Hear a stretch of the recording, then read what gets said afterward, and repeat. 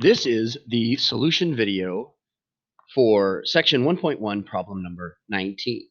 The directions tell us to draw a graph of the piecewise function and then use it to find the limits. So first of all, I want to think about what the graph of each one of these individually is, and then put them together on a single graph. So first of all, if I have y equals negative x plus 1, what does that look like? That is a line with a slope of negative 1 and a y-intercept of positive 1. So if I go to the y-intercept of positive 1, and then I draw a slope of negative 1, that means I go down 1 and to the right 1, down 1 and to the right 1. So I have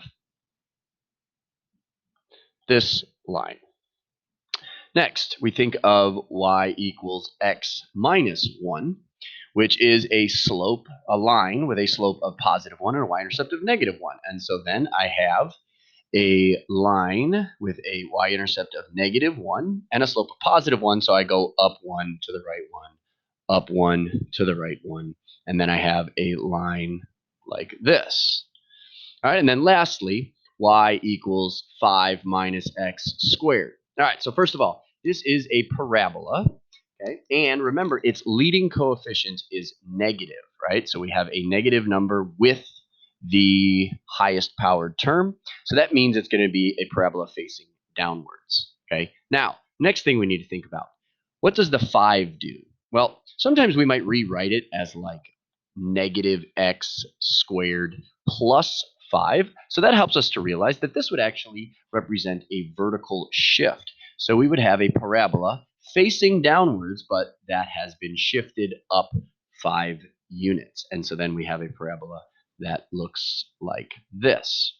So now those are individual, but what we need to do is we need to take into account the domain restrictions. So the first domain restriction is that we are only using this first graph when x is less than 1. So we want to go to where x is 1 right here, and we only want to use the graph when x is less than 1. So that means we're going to use the graph to the left of 1. All right, now, because it says x is less than 1, that does not include it, so we're going to use an open circle. So I'm going to go on to a new coordinate axis, and I'm going to go to that point, 1, 0, right here, and I'm going to put an open circle, and then I'm going to draw the line with a slope of 1 off this direction. All right, next, okay, the middle one, that is when x is between 1 and 2. So x is between 1 and 2. And so now I'm going to go to where x is 1, and I'm going to put an open circle there. And then I'm going to go to where x is 2, and I'm going to put an open circle there. If we're not sure where this point should be, we can plug those numbers in to the equation. So 1 minus 1 is 0, so that should be at 0. And 2 minus 1 is 1, so that should be at 1. So I go to 2, 1, and I put an open circle, and then I connect those with a line with a positive slope. Next, this third one, x is greater than or equal to 2. So where is x2? Well, it's somewhere over here, and I'm going to put a closed circle because x is greater than or equal to 2, and we're going to use the graph to the right of that because those x values are greater than 2.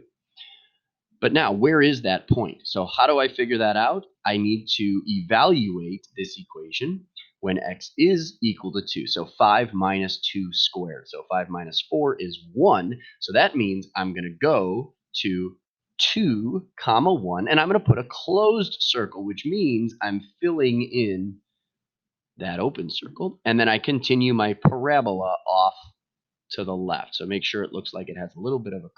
So this is the graph of g of x. And now we need to use it to evaluate the limits. So the limit as x approaches 1, well, I go to where x is 1 and I look, the limit from the left is 0 and the limit from the right is 0. Therefore, the limit as x approaches 1 is 0. Part B, the limit as x approaches 2. Well, If I go to where x is 2, we come from the left, it's approaching a value of 1. We come from the right, it's approaching a value of 1. That means the limit is equal to 1. So one important thing to remember, it does not matter whether the circle is open or closed.